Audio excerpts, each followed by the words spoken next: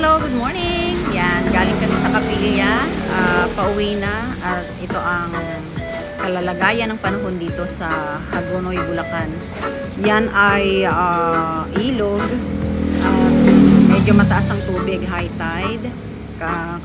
Sabay na rin ang malakas kasi na pag-ulan, buong magdamag hanggang sa ngayon. Ito naman sa kaliwa ay palaisdaan. Kung makikita ninyo, mataas din ang tubig. So, talagang nakakatamad at nakakalungkot ang panahon kasi ulimlim at maulan. Ayan, pauwi na kami. Sa Paumbong kami sumamba kanina.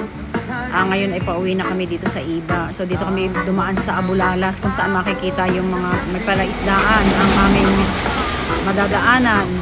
So, yan po. Yung parang pilapil na yun ay kalsada doon sa ibaba ng Abulalas. Pantay na yung tubig sa palaisdaan at saka doon sa mismong kalsada, doon sa dinadaanan ng mga sasakyan. So, yan. Sige lang. At,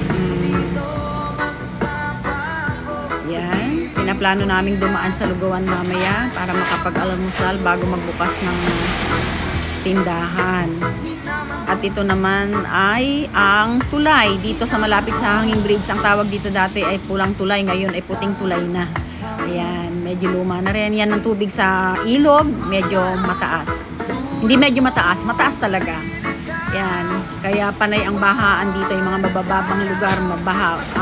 Yun, bye for now.